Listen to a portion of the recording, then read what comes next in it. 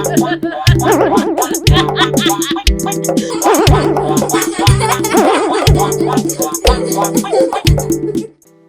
प्यार बहनों तेलंगाना में कमल पार्टी विकसित होते हैं डबल इंजन सरकार मेरा कार्यकर्ता लोगो लाते हैं తెలంగాణలో ఎట్లయినా డబల్ ఇంజన్ సర్కారు రావాల్సిందే వస్తది గుట.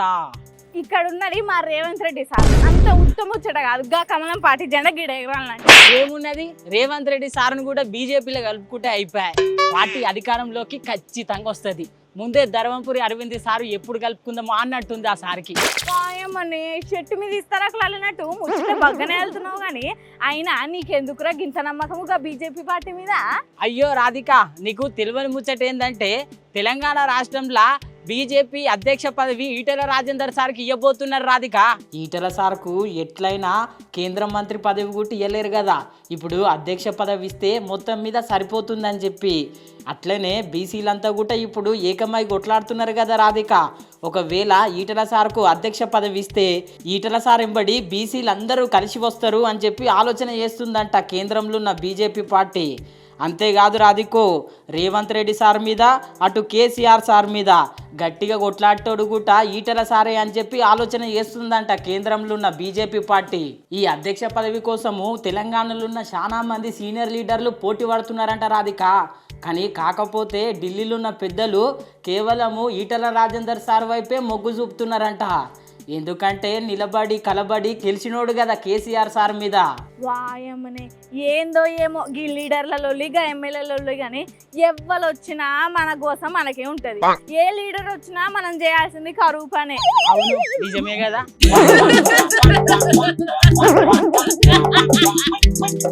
ఆయుధ పూజ చెయ్యాలా, జబ్బలు జరజాలా.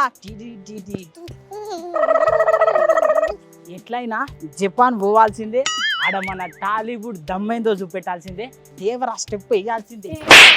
జపాన్ జపాన్ అంటున్నావు, జపాన్ కి ఏమన్నా పోయి అమలు పని చేద్దాం అనుకుంటాను. ఎట్లా మరి అమలు పని చేసేటోళ్ళకే కనిపిస్తున్నాను నేను నీకు, మరి ఏం చేయండి. సరే గాని మరి ఎందుకు పోదాం అనుకుంటాను గాముచ్చట చెప్పు. జపాను నేను జూనియర్ ఎన్టీఆర్ సార్ని చూడనీకపోతున్నా రాధిక. వాయమ్మనే గాడెందుకున్నాడు గా జూనియర్ ఎన్టీఆర్ సారు? కొత్త సినిమా ఏమన్నా తీస్తాడా షూటింగ్ లో? మరి ఏ కాదు రాధిక, దేవర సినిమా ఉన్నది కదా, దేవర సినిమా రిలీజ్ అయ్యి మన దగ్గర బాక్స్ ఆఫీస్ దగ్గర మస్తు బ్లాక్ బస్టర్ అయ్యింది. ఈ సినిమా ఇప్పుడు జపాన్ లా 28 తారీఖు రిలీజ్ చేయాలని చెప్పి మూవీ టీం ప్లాన్ చేస్తున్నది రాధిక. ఇప్పుడు దేవర సినిమా జపాన్ పోస్టర్లు అయితే సోషల్ మీడియాలో మస్తు వైరల్ అవుతున్నాయి రాధిక. జూనియర్ ఎన్టీఆర్ సార్ అయితే దగ్గరుండి ఈ సినిమాను ప్రమోట్ చేస్తున్నాడు. ప్రమోట్ చేసుడే కాదు, దేవర సినిమా స్టెప్పులు కూడా వేస్తున్నాడు. చూడాలే రాధికో, జపాన్లో భూకంపం వచ్చినట్టు మరి దేవర భూకంపం వస్తుందో రాదు. మనమేడ జపాన్ పోతాం గాని ఈ ఉగాదికి ఏం సినిమాలు రిలీజ్ అవుతానేరా చెప్పు. 1-2 కాదు రాధిక, ఈ ఉగాదికి 4-5 సినిమాలు రిలీజ్ అవుతున్నాయి. నితిన్ సారు నటిస్తున్న రాబిన్ హుడ్ సినిమా, మ్యాడ్ సినిమాతోని మంచి సక్సెస్ అందుకున్న టీము ఇప్పుడు మ్యాడ్ స్క్వేర్ తోని ఉగాదికి రిలీజ్ చేస్తుర్రు. అట్లనే మోహన్ లాల్ సార్ నటిస్తున్న లూసిఫర్ 2 సినిమా కూడా రిలీజ్ చేస్తున్నారు. విక్రమ్ సారు నటిస్తున్న వీర ధీర సూర సినిమా కూడా ఇప్పుడే రిలీజ్ అవుతుందంట ఉగాది సందర్భంగా. ఇట్లా ఒకరికొకరు బాగానే మంది పోటీ పడుతున్నారు రాధిక. చూడాలి మళ్ళా ఉగాది కొత్త సంవత్సరంలా కొత్త రికార్డులు ఎవరు కొడతారో ఏమో. వాయమ్మనే 4 సినిమాలు రిలీజ్ అవుతానయ్యా. అయితే మన చుట్టాలందరినీ తోలుకొని ఉగాదికి ఇక సినిమా దున్ని పోదాం రా. ఇక నయం, ఊరోళ్ళందరినీ తోలుకోపోవాలని లేదు, అట్లుంటది మా రాధికతో.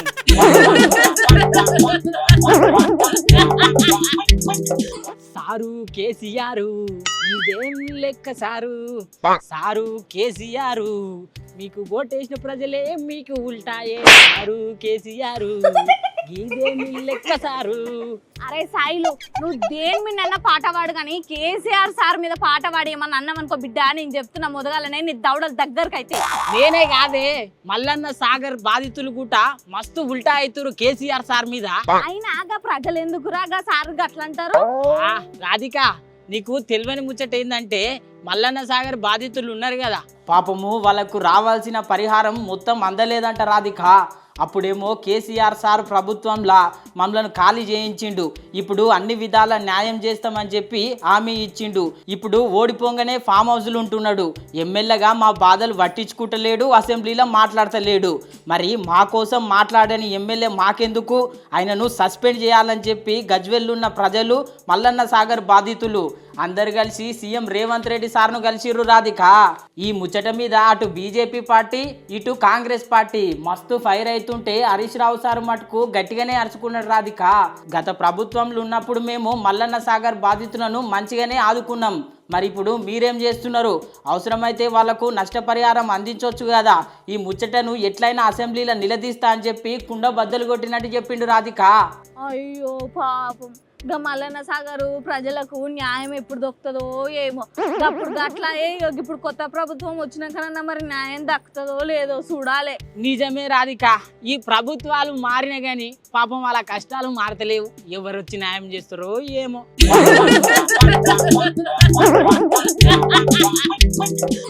పాపం దొరికినా ముదుగుండు. అయినా వాళ్ళకు వచ్చిన గోస ఎవ్వలకు రావద్దు. పాపం వాళ్ళ కుటుంబ సభ్యులు ఎంత బాధపడుతురో కదా, ఎంత ఏడుతుర్రో. అరే ఏమైందే గట్ల బాధపడుతున్నావు? ఎన్నడలేంది? అరే ఏం లేదురా సాయిలు, పాపము గా ఎస్ఎల్బిసి టన్నలోళ్ళు గల్లీకి 32 రోజులు అవుతాను, నెల దాటే. అయినా ఇంకెప్పుడు దొరుకుతారో ఏమో, గల జాడే దొరుకుతలేదు. ఏమని చెప్పాలి రాధిక, 32 రోజులు గడిచిపోయినా పాపం వాళ్ళ జాడనే దొరుకుతలేదు. ఇప్పటికీ 2 జాడ మాత్రమే దొరికింది. మిగిలినోళ్ళ కోసం రోబోలతోని ప్రత్యేక బృందాలతోని లెంకిన కానీ జాడ దొరకకపాయే. సీఎం రేవంత్ రెడ్డి సార్ అయితే మీటింగ్ల మీద మీటింగ్లు పెట్టి వాళ్ళ జాడ దొరకబట్టాలే, అప్పుడే వాళ్ళ కుటుంబాలకు న్యాయం చేసిన వాళ్ళం అవుతాం అంటున్నాడు. కానీ ఒక దిక్కు రిస్క్ ఆపరేషన్ నడిపిస్తూనే ఇంకో దిక్కెళ్ళి సొరంగం పనులు మొదలు పెట్టాలని చెప్పి ప్రయత్నం చేస్తుందంట రాధిక కాంగ్రెస్ ప్రభుత్వం. ఎట్లయినా ఎస్ఎల్బీసీని మేమే కంప్లీట్ చేయాలి, ఈ 3 సంవత్సరాలలో మేమే పూర్తి చేయాలని చెప్పి కంకరం కట్టుకొని ముందలుకోతున్నదంట ప్రభుత్వం. అవునరా పాపము, 7 కిలో వచ్చి గీడ డ్యూటీలు చేసుకుంటారు. గిట్లా ఒకటేసారి అయ్యేసరికి వాళ్ళ కుటుంబ సభ్యులు బాధపడరా, బుగులు పడరా. నిజమే రాధిక, పాపం వాళ్ళ బతుకు అట్లా ఆగమైపోయి కాలం అంతా ఒకటే తిరుగుంటుంది. అలా దేవుడు వాళ్ళ కుటుంబాలను చల్లగా చూస్తే బాగుండు. అప్పుడప్పుడు ఇట్లా అవుతుంటది, ఏం చేస్తాం, గాచారం.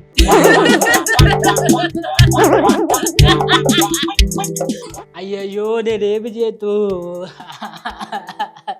మా అక్కకు మంత్రి పదవి ఇచ్చిర్రు, ఇప్పుడు సంవత్సరం లోపలనే వీకేస్తారంట. మా అక్క ఏం పాపం చేసింది, సంవత్సరంలోనే తీసేస్తారంట. ఇదెక్కడి అన్యాయం. మా అక్క మంత్రి పదవి తీసేస్తారంట. నేను ఏం చేయాలి? ఏమైందిగా ఆడపోరు ఏడ్చినట్టు గట్ల పాడుపడతాను.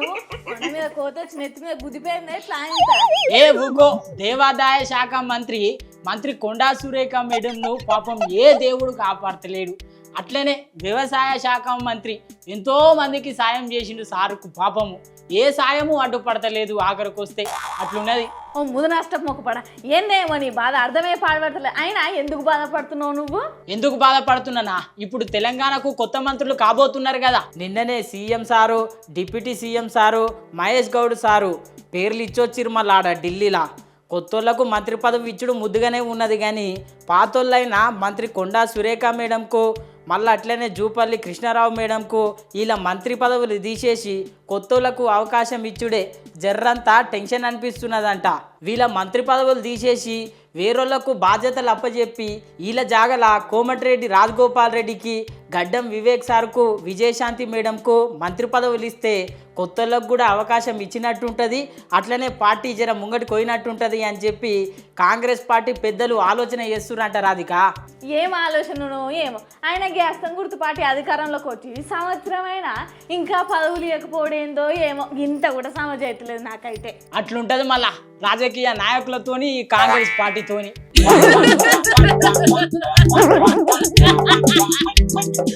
రాధిక అన్ని సర్దేసుకున్నావా? మనం ఎట్లయినా ఇక ఢిల్లీ పోవాలి, జల్దీ రా, ఎందుకంటే మళ్ళీ ట్రైన్కు టైం అయిపోతుంది, జల్దీ పోవాలి మనము మళ్ళా ఢిల్లీలా.